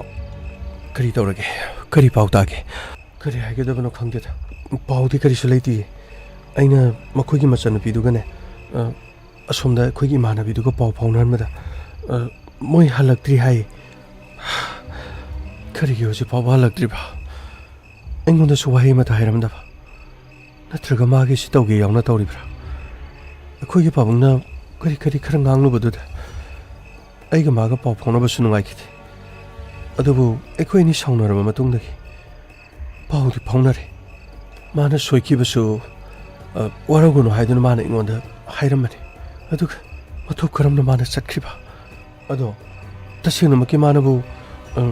ꯃꯥ ꯁꯥꯎꯗ꯭ꯔꯦꯅ ꯍꯥꯏꯔꯝꯕ꯭ꯔꯣ ꯍꯥꯏꯔꯝꯃꯦ ꯑꯩꯉꯣꯟꯗ ꯃꯥ ꯅꯨꯃꯤꯗꯥꯡꯒꯤ ꯃꯇꯝꯗ ꯑꯩꯉꯣꯟꯗ ꯀꯣꯜ ꯇꯧꯗꯨꯅ ꯑꯩꯒ ꯃꯥꯒ ꯋꯥꯔꯤ ꯁꯥꯟꯅꯈꯤ ꯆꯥꯛ ꯆꯥꯔꯕ꯭ꯔꯣ ꯆꯥꯔꯦ ꯃꯇꯨꯡꯗ ꯑꯃꯨꯛ ꯁꯥꯎꯅꯕꯒꯤ ꯊꯕꯛꯁꯤ ꯇꯣꯛꯑꯁꯤꯀꯣ ꯁꯥꯎꯔꯒꯨꯝꯁꯤ ꯑꯩꯁꯨ ꯁꯥꯎꯔꯔꯣꯏ ꯑꯩꯅ ꯁꯥꯎꯈꯤꯕꯗꯁꯨ ꯋꯥꯔꯧꯕ ꯌꯥꯗꯦ ꯑꯩꯗꯤ ꯌꯥꯝꯅ ꯋꯥꯔꯧꯔꯤꯕꯅꯤ ꯁꯥꯎꯕꯗꯕꯨ ꯑꯗꯨꯛ ꯌꯥꯝꯅ ꯀꯨꯏꯅ ꯁꯥꯎꯅꯔꯗꯤ ꯀꯔꯝ ꯍꯥꯏꯅ ꯇꯧꯅꯤ ꯑꯩꯅ ꯁꯥꯎꯔꯤꯗꯣ ꯃꯔꯝ ꯂꯩꯕꯒꯤꯅꯤ ꯑꯩ ꯃꯔꯝ ꯂꯩꯇꯅ ꯀꯩꯁꯨ ꯁꯥꯎꯔꯣꯏ ꯑꯗꯨꯕꯨ ꯅꯪꯅ ꯑꯩꯒꯤꯗꯃꯛ ꯈꯟꯕ ꯑꯗꯨꯒ ꯅꯪꯅ ꯑꯩꯕꯨ ꯅꯨꯡꯁꯤꯕ ꯑꯃꯔꯣꯝꯗ ꯑꯩꯅ ꯅꯪꯕꯨꯁꯨ ꯅꯨꯡꯁꯤꯕ ꯃꯗꯨꯒꯤ ꯈꯜꯂꯒꯅꯤ ꯑꯗꯣ ꯅꯨꯡꯁꯤꯕꯕꯨ ꯑꯗꯨꯛ ꯌꯥꯝꯅ ꯀꯨꯏꯅ ꯁꯥꯎꯅꯕ꯭ꯔꯥꯅꯦ ꯊꯦꯝꯕꯗ ꯑꯗꯨꯛ ꯌꯥꯝꯅ ꯋꯥꯕꯗꯨꯕꯨ ꯌꯥꯔꯦꯁꯦ ꯄꯨꯝꯅꯃꯛꯇꯣ ꯂꯣꯏꯅ ꯇꯣꯛꯑꯁꯤ ꯑꯃꯕꯨ ꯑꯣꯏꯔꯦ ꯍꯧꯈ꯭ꯔꯕꯗꯤ ꯂꯣꯏꯅ ꯍꯧꯈ꯭ꯔꯦ ꯑꯗꯨꯒ ꯑꯩꯅ ꯋꯥꯐꯝ ꯑꯃꯇꯪꯗꯤ ꯊꯝꯅꯤꯡꯉꯤ ꯀꯔꯤ ꯋꯥꯐꯝꯅꯣ ꯍꯥꯏꯌꯨ ꯑꯩꯒꯤ ꯐꯤꯕꯝ ꯑꯗꯨꯒ ꯑꯩꯅ ꯁꯦꯜ ꯊꯣꯛꯇꯕ ꯑꯩꯒꯤ ꯃꯑꯣꯡ ꯃꯇꯧꯗ ꯅꯈꯣꯏꯒꯤ ꯄꯥꯕꯨꯡ ꯈꯣꯏꯅ ꯑꯩꯕꯨ ꯊꯥꯖꯗꯕꯅꯤ ꯋꯥꯐꯝ ꯑꯁꯤꯗꯤ ꯅꯍꯥꯟꯅꯁꯨ ꯄꯥꯕꯨꯡ ꯈꯣꯏ ꯑꯗꯨꯒ ꯏꯃꯥ ꯈꯣꯏꯗꯁꯨ ꯋꯥꯐꯝꯁꯦ ꯍꯧꯗꯣꯛꯄꯤꯔꯨꯅꯨ ꯃꯗꯨꯅ ꯅꯪꯒ ꯑꯩꯒ ꯄꯥꯎ ꯐꯥꯎꯅꯔꯒ ꯃꯈꯣꯏꯒꯤ ꯃꯥꯌꯣꯛꯇ ꯂꯩ ꯍꯥꯏꯗꯨꯅ ꯄꯥꯕꯨꯡ ꯈꯣꯏꯅ ꯈꯟꯈꯤꯅꯤ ꯄꯥꯕꯨꯡ ꯈꯣꯏꯕꯨꯁꯨ ꯑꯩꯅ ꯎꯁꯤꯠꯇꯕ ꯃꯥꯟꯒꯅꯤ ꯑꯗꯨꯒꯨꯝꯕ ꯀꯩꯁꯨ ꯂꯩꯔꯣꯏꯗ ꯑꯩꯅ ꯀꯩꯁꯨ ꯍꯥꯏꯒꯗꯕ ꯂꯩꯇꯦ ꯍꯥꯏꯕ ꯍꯥꯏꯗꯕ ꯃꯇꯝ ꯈꯔꯗꯤ ꯃꯁꯤꯅꯅꯦ ꯅꯪꯅ ꯑꯃꯨꯛ ꯋꯥꯔꯧꯅꯕꯒꯤ ꯃꯆꯥꯛ ꯑꯣꯏꯒꯅꯨ ꯑꯩ ꯁꯦꯜ ꯊꯨꯝ ꯈꯔ ꯇꯥꯟꯈꯤꯒꯦ ꯑꯩꯒꯤ ꯐꯤꯕꯝ ꯈꯔꯗꯤ ꯁꯦꯝꯈꯤꯒꯦ ꯃꯔꯛ ꯑꯁꯤꯗ ꯅꯪꯒ ꯑꯩꯒ ꯃꯔꯤ ꯂꯩ ꯍꯥꯏꯕ ꯋꯥꯐꯝꯁꯦ ꯏꯃꯨꯡ ꯃꯅꯨꯡ ꯈꯪꯍꯟꯕ ꯄꯥꯝꯗꯦ ꯑꯩꯅ ꯍꯥꯏꯔꯤꯁꯦ ꯅꯪꯅ ꯑꯃꯨꯛ ꯂꯥꯟꯅ ꯂꯧꯗꯣꯏꯖꯥꯠꯂꯣ ꯅꯪꯒꯤꯗꯨꯗꯤ ꯑꯩꯉꯣꯟꯗꯒꯤ ꯂꯥꯞꯊꯣꯛꯄꯒꯤ ꯃꯑꯣꯡ ꯃꯥꯟꯖꯜꯂꯦꯗ ꯊꯥꯡꯉꯩ ꯁꯦꯡꯅ ꯂꯥꯞꯊꯣꯛꯀꯗꯕ ꯂꯩꯔꯕꯗꯤ ꯃꯌꯦꯛ ꯁꯦꯡꯅ ꯍꯥꯏꯔꯝꯃꯨ ꯑꯗꯨꯝꯅ ꯈꯨꯗꯣꯡꯆꯥꯕ ꯂꯧꯕꯗꯤ ꯑꯩꯗꯤ ꯄꯥꯝꯗꯦ ꯅꯠꯇꯦ ꯄꯥꯟꯊꯣꯏ ꯑꯩꯅ ꯉꯥꯡꯂꯤꯁꯤ ꯅꯪꯒꯤ ꯑꯩꯒꯤ ꯌꯥꯏꯐꯅꯅꯕꯅꯤ ꯅꯈꯣꯏꯒꯤ ꯄꯥꯕꯨꯡꯅ ꯑꯩꯉꯣꯟꯗ ꯍꯥꯏꯔꯤꯕ ꯋꯥꯐꯝꯗꯣ ꯑꯃꯔꯣꯝꯗ ꯌꯥꯝꯅ ꯆꯨꯝꯃꯤ ꯃꯃꯥ ꯃꯄꯥꯅ ꯃꯆꯥꯒꯤꯗꯃꯛ ꯑꯐꯕ ꯃꯥꯏꯀꯩ ꯌꯦꯡꯕ ꯑꯐꯕ ꯂꯝꯕꯤ ꯌꯦꯡꯕ ꯍꯥꯏꯕꯁꯤꯗꯤ ꯍꯧꯅꯁꯥꯅꯤ ꯑꯩꯕꯨ ꯅꯪꯒꯤ ꯄꯨꯟꯁꯤꯒꯤ ꯈꯣꯡꯂꯣꯏꯅꯤ ꯍꯥꯏꯕ ꯃꯇꯝꯗ ꯅꯈꯣꯏꯒꯤ ꯏꯃꯥ ꯑꯃꯗꯤ ꯅꯈꯣꯏꯒꯤ ꯄꯥꯕꯨꯡꯅ ꯀꯩꯁꯨ ꯍꯔꯥꯎꯅꯤꯡꯉꯥꯏ ꯂꯩꯔꯣꯏ ꯃꯗꯨꯗ ꯑꯩꯈꯣꯏꯅ ꯅꯤꯡꯗꯣꯜ ꯄꯣꯝꯅꯤꯡꯉꯥꯏꯁꯨ ꯃꯆꯥꯛ ꯑꯣꯏꯗꯦ ꯃꯗꯨ ꯑꯩꯈꯣꯏꯅ ꯆꯨꯝꯊꯣꯛꯅ ꯍꯣꯠꯅꯒꯗꯕꯅꯤ ꯍꯥꯏꯕꯗꯤ ꯅꯈꯣꯏꯅ ꯈꯜꯂꯤꯕꯗꯣ ꯃꯗꯨ ꯂꯥꯜꯂꯤ ꯑꯩ ꯁꯦꯟ ꯊꯣꯛꯄ ꯃꯤ ꯑꯃ ꯁꯣꯏꯗꯅ ꯑꯣꯏꯔꯤ ꯍꯥꯏꯕꯗꯣ ꯑꯩ ꯎꯠꯄ ꯉꯝꯅꯅꯕ ꯍꯣꯠꯅꯈꯤ ꯆꯍꯤꯁꯤꯗ ꯅꯪꯒ ꯂꯨꯍꯣꯡꯒꯗꯕꯗꯤ ꯅꯠꯇꯦꯗꯅ ꯃꯇꯝ ꯈꯔꯗꯤ ꯂꯩꯒꯗꯕ ꯑꯗꯨꯝ ꯂꯩꯔꯤ ꯃꯔꯛꯁꯤꯗ ꯑꯩ ꯍꯣꯠꯅꯒꯦ ꯄꯥꯎ ꯑꯗꯨꯝ ꯐꯥꯎꯅꯁꯤ ꯁꯤ ꯌꯥꯗ꯭ꯔꯤꯕ꯭ꯔꯣ ꯉꯥꯏꯈꯣ ꯑꯩ ꯉꯥꯏꯍꯥꯛ ꯂꯩꯔꯒ ꯀꯣꯜ ꯇꯧꯔꯛꯀꯦ ꯑꯩꯈꯣꯏ ꯄꯥꯕꯨꯡ ꯂꯩ ꯑꯗꯨꯅꯤ ꯅꯪꯅ ꯄꯥꯕꯨꯡ ꯈꯤꯔꯤꯗꯣ ꯀꯩꯁꯨ ꯀꯥꯏꯗꯦ ꯑꯩ ꯅꯪꯕꯨ ꯅꯨꯡꯁꯤ ꯊꯝꯃꯒꯦꯀꯣ ꯍꯣꯏ ꯍꯣꯔꯦꯟ ꯑꯃꯨꯛ ꯐꯥꯎꯅꯔꯁꯤ ꯑꯁꯨꯝꯅ ꯃꯥꯒ ꯑꯩꯒ ꯋꯥꯔꯤ ꯁꯥꯟꯅꯈꯤ ꯃꯔꯛ ꯑꯗꯨꯗ ꯄꯥꯕꯨꯡ ꯂꯥꯛꯄꯗꯒꯤ ꯄꯥꯎ ꯐꯥꯎꯅꯈꯤꯗꯦ ꯃꯈꯥ ꯇꯥꯕꯗꯤ ꯃꯥꯒ ꯑꯩꯒ ꯃꯦꯁꯦꯖ ꯑꯃꯅꯤꯗꯤ ꯊꯥꯅꯔꯝꯃꯤ ꯍꯌꯦꯡ ꯑꯌꯨꯛ ꯐꯥꯎꯅꯔꯁꯤ ꯍꯥꯏꯗꯨꯅ ꯃꯗꯨꯗꯒꯤꯗꯤ ꯃꯊꯪ ꯏꯔꯥꯡ ꯑꯁꯤ ꯀꯟꯁꯤꯜꯂꯛꯈꯤ ꯏꯔꯥꯡ ꯀꯟꯁꯤꯜꯂꯛꯄ ꯃꯇꯨꯡꯗꯒꯤ ꯑꯩꯅ ꯃꯉꯣꯟꯗ ꯀꯗꯥꯏꯗ ꯂꯩ ꯍꯥꯏꯅ ꯍꯪꯕꯗ ꯌꯨꯝꯗ ꯂꯩ ꯍꯥꯏꯅ ꯃꯦꯁꯦꯖ ꯍꯜꯂꯝꯃꯤ ꯃꯗꯨꯒꯤ ꯃꯇꯨꯡ ꯅꯨꯡꯊꯤꯟ ꯅꯨꯃꯤꯗꯥꯡ ꯋꯥꯏꯔꯝꯗꯒꯤꯗꯤ ꯄꯥꯎ ꯑꯗꯨꯝ ꯐꯥꯎꯅꯈꯤꯗ꯭ꯔꯦ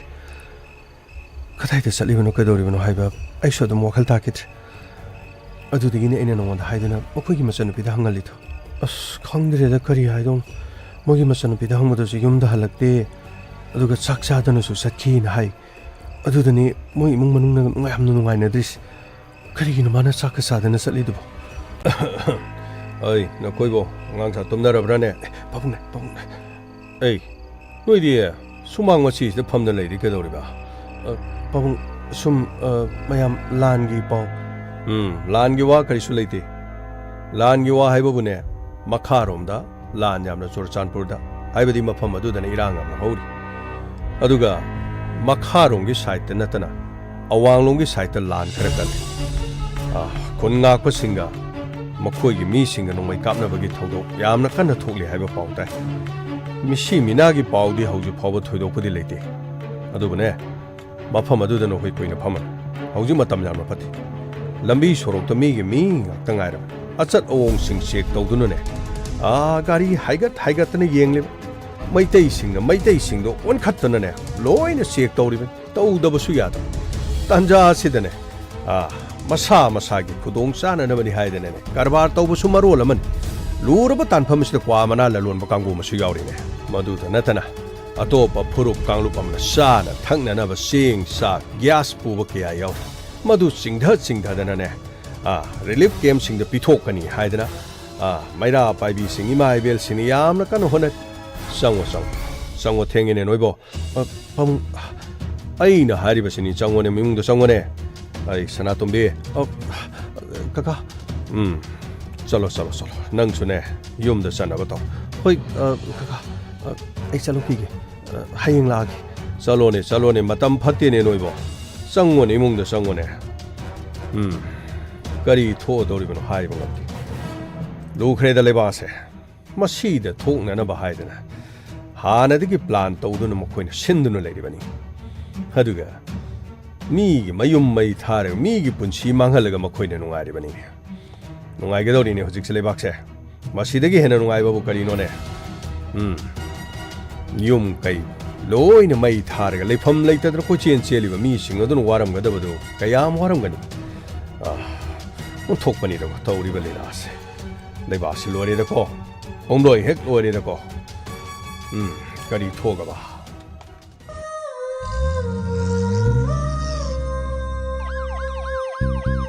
ลักเลอินสเปกเตอร์ทายายลักเล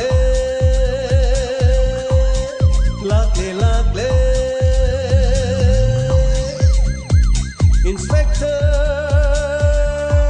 Tayai Uthanaba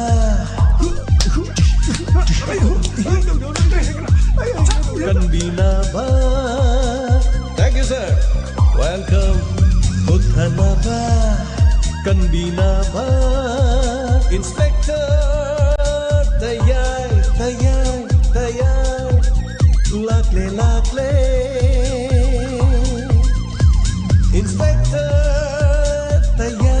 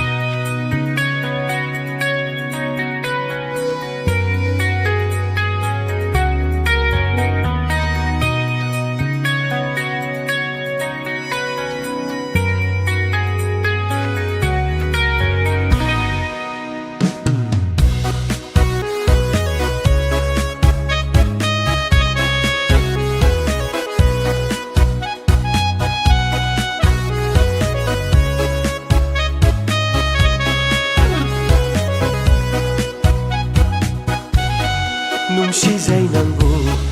kamoy singna Ahan ba tengna ba mikutudagi ngaurure Hayro nungsi amuka Aigi paukum bibiyo Haybiyo aybo nungsi hayna Nungsibi Nung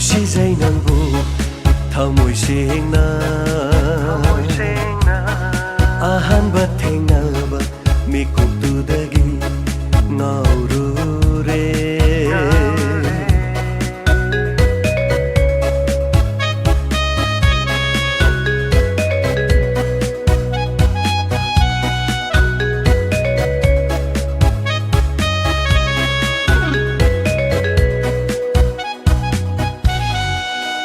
ꯃꯪꯂꯥ ꯇꯥꯏꯕꯪ ꯑꯅꯤꯗ ꯅꯪꯕꯨ 우두나타 내일에 망라 아이방 아니다 낭부 우두나타 내일에 아이기 이나타 내피로 낭나 음식이 오이나 아이기 이나타 내피로 낭나 음식이 오이나 ꯅꯨꯡꯁꯤꯖꯩ ꯅꯪꯕꯨ ꯊꯃꯣꯏ ꯁꯦꯡꯅ ꯑꯍꯥꯟꯕ ꯊꯦꯡꯅꯕ ꯃꯤꯀꯨꯞꯇꯨꯗꯒꯤ ꯉꯥꯎꯔꯨꯔꯦ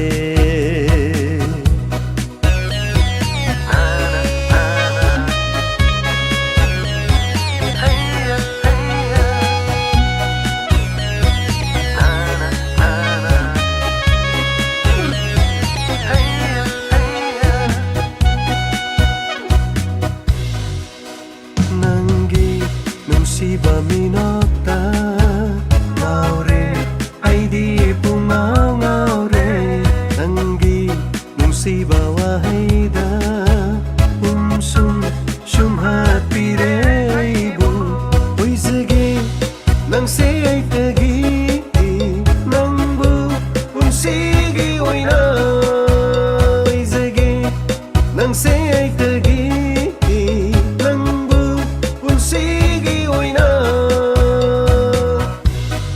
ꯅꯨꯡꯁꯤꯖꯩ ꯅꯪꯕꯨ ꯊꯃꯣꯏ ꯁꯦꯡꯅ ꯑꯍꯥꯟꯕ ꯊꯦꯡꯅꯕ ꯃꯤꯀꯨꯞꯇꯨꯗꯒꯤ ꯉꯥꯎꯔꯨꯔꯦ ꯍꯥꯏꯔꯣ ꯅꯨꯡꯁꯤ ꯑꯃꯨꯛꯇ ꯑꯩꯒꯤ ꯄꯥꯎꯈꯨꯝ ꯄꯤꯕꯤꯌꯨ ꯍꯥꯏꯕꯤꯌꯨ ꯑꯩꯕꯨ ꯅꯨꯡꯁꯤ ꯍꯥꯏꯅ ꯅꯨꯡꯁꯤꯕꯤ ꯅꯨꯡꯁꯤꯖꯩ ꯅꯪꯕꯨ ꯊꯃꯣꯏ ꯁꯦꯡꯅ ꯑꯍꯥꯟꯕ ꯊꯦꯡꯅꯕ ꯃꯤꯀꯨꯞꯇꯨꯗꯒꯤ ꯉꯥꯎꯔꯨꯔꯦ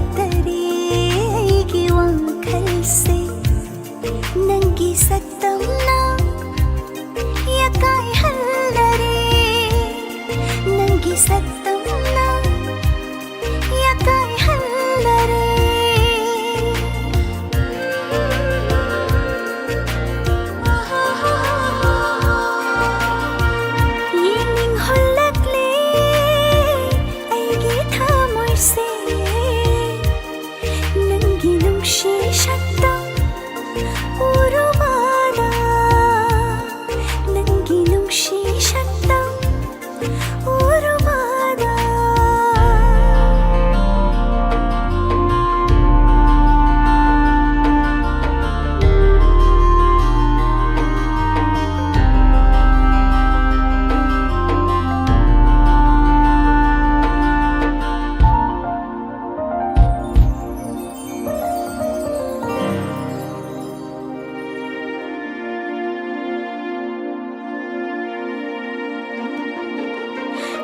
ꯈꯪꯂꯝꯗꯕ ꯅꯨꯡꯁꯤꯕ ꯈꯪꯍꯜꯂꯤ ꯅꯪꯅ ꯎꯔꯨꯕ ꯌꯦꯡꯂꯨꯕꯗ ꯅꯪꯒꯤ ꯁꯨꯝꯍꯠꯄ ꯁꯛꯇꯝ ꯑꯩꯒꯤ ꯇꯥꯑꯣꯏꯅꯤꯡꯕꯅ ꯈꯝꯕꯟꯕꯁꯨ ꯍꯩꯔꯛꯂꯤ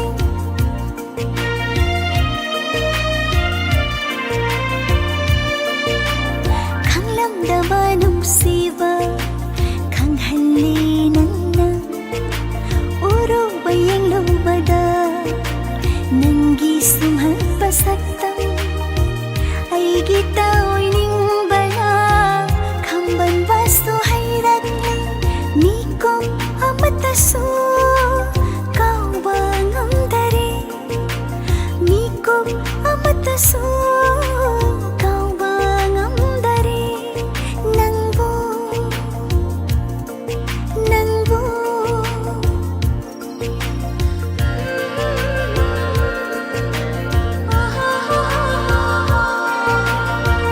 예닝 홀락래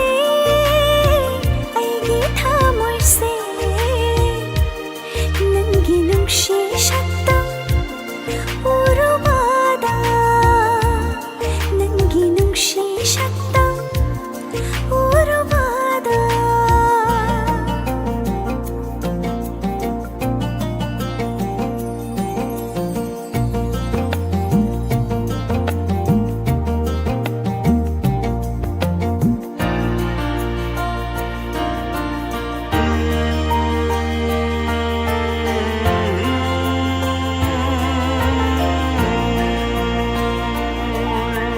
잉라바 말랑 샤홍나 홍락바다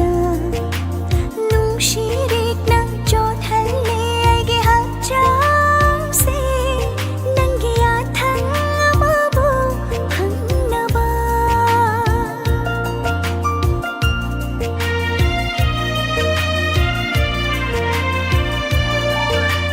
잉라바 말랑 샤홍나 홍락바다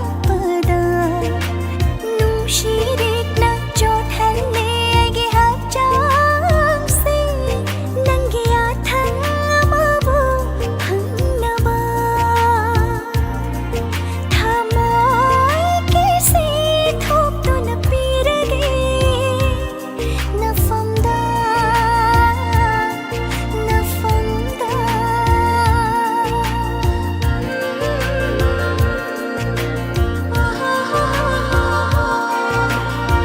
예닝 홀락래 아이기 타몰세 능기 뭉시셨던 우루바다 답답한 음락다리 아이기 뿡뿡세 파타방 음락다리 아이기 왕칼세 능기 삭담나 야까이 한다리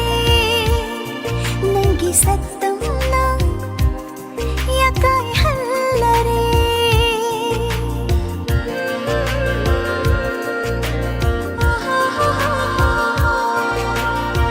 예닝 홀락래 아이기 타몰세 능기 뭉시셨던 우루바다 능기 뭉시셨던 우루바다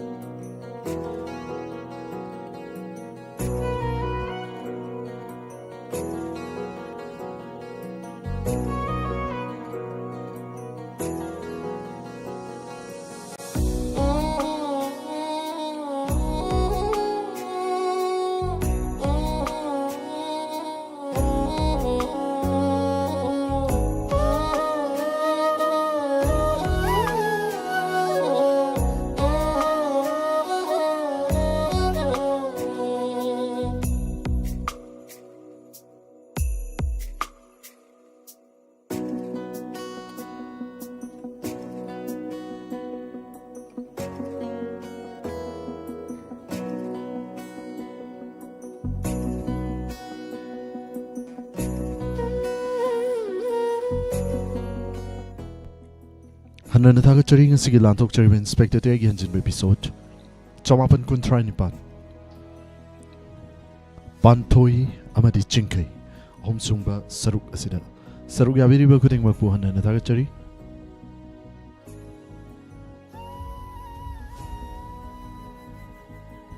Ngasigi Tangka Asida Saruk Yavirak Liba Feedback Amadi Kamenching Tetakna Pathok Chagi Madam Latalai Mathagachari, Thoram Sidasar Yavirak by episode 938, Tanka Yam Nanusi, Matang Naiziri, and Atapire, Sir Danazit Nitosum, and Atagachari. Nasigi Inspector TAYAI episode 938 Suba episode Message Tarapi Haina Aina Kanjari Hariba Message Sing Adu Maru Oibang Actani, Message Sing Asi. Bibagi Sir James Hanali Tana Tagachari Hana Takpiri Hanana Tagachari Yamari Chumna Yamamutana Tanka Sibu Saru Gabiri Sir Dennis Itning Tozum Hanana Tagachari Pong Janta Kumar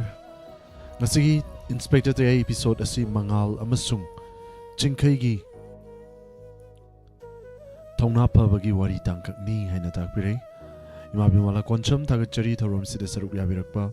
Tongam Ranjita Tagachari Thoram Sida Saru Yavirakpa Madam Budipati Hidam Madam Kurajam Memi Devi Tagachari Pong Janta once again Tagachari Sir Suresh Singh Imaresori Tekal Changbam Tombisana Sundrambam Tagachari Madam Sana Ive Waka Pramesori Wahengbam Tagachari Thoram Saru Yavirakpa Madam Busu Pong Janta Kumar Wadi Tankak Pawdi on Tokna Fazikari Nasigi Inspector TAYAI episode Hiding Elite na Faziki and Atapiri Robita Langpok Madam Busu Taram Nokchari Nasigi Inspector TAYAI episode Pantoi Amadi Chinkai Wari Tankak Yam Nanusikre Isay Yam Fazay Haina Suhaibiri Mabre Sori Tekal Changbam Busu Tagachari Imaibem Holding Tokong Tagachari Thoram Sida Saru Yavirakpa RT Chungchel Koren Quering Tagachari Thoram Sida Saru Yavirakpa Wow Isay Fazay Ko Haina Takpiri Nan Makaidi Udaba ID Ning Sigi RT Chungsel Koren Kore Koirek Hanana Tagachari Tongam Ranjita Pramesori Wahengbam once again Tagachari Pramesori Madam Pramesori Takpiri Inspector TAYAI Wari Yam Nanusi Yam Nafazay Wari Sida Piriba Afava Message the Lausin Biu Makang Aizeri Service to Tagachari Wahong Radio na Yaifari Hena Takpiri Madam Budipati Hidam Tagachari Sir Danazit Ning Tozum Hanana Tagachari Loina Nangasigi Facebook ta pipi regliba feedback comment sing tendak na pazuki Himat Saikom Taram Nokchari Thoram Saru Yavirakpa Madam Hobizim Priya Radhika Chan Alangbam Madam Sunita Oinam Tagachari Thoram Sida Saru Yaviriba Kudingmak Loinana Tarongi Makacha Tazarakpada 90.0 Wahong Radio na Mayam Gidamak Puduna Lakchage Pungmapan Makai Tasilak Bagaloinana Mikop Karagi Matung Dalan Tok Jagani Entertainment Program 7005707 Number Sida Call to Viduna Saru Yavio Mayam Puna Saru Yaminasi Ngaktangiri Mayam Dagi Laptok Chabagi Aba Lojari Puno Puamukana Kurumjari